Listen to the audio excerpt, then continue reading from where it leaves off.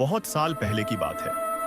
उत्तराखंड के एक छोटे से गांव भनसोली के पास एक पुराना टूटा फूटा महल था।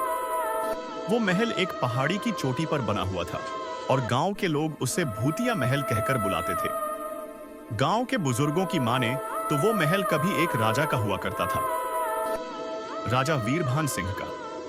कहते हैं राजा बहुत ही नेक दिल थे, लेकिन उनकी रानी मालविका एक तांत्रिक विद्या में विश्वास करती थी।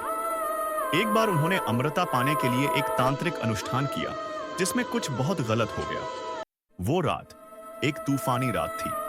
बिजली कड़क रही थी, हवाएं तेज थीं और पूरा महल अंधेरे में डूबा हुआ था। उसी रात राजा, रानी और पूरा राज परिवार अचानक गायब हो गया।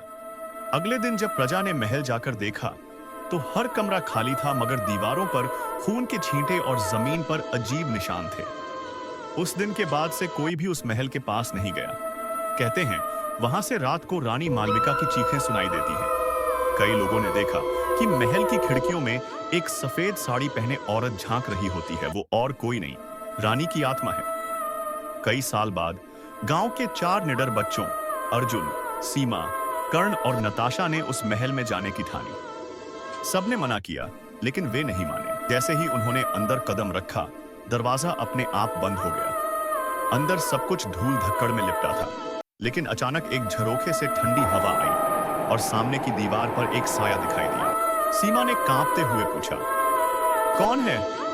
दीवार से एक धीमी सी आवाज आई, तुमने मेरी नींद क्यों तोड़ी?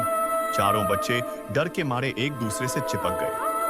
तभी अचानक रानी मालविका की आत्मा सामने प्रकट हुई। उसकी आंखों से खून टपक रहा था और आवाज गूंज रही थी, अब तुम भी यहीं रहोगे हमेशा के लिए।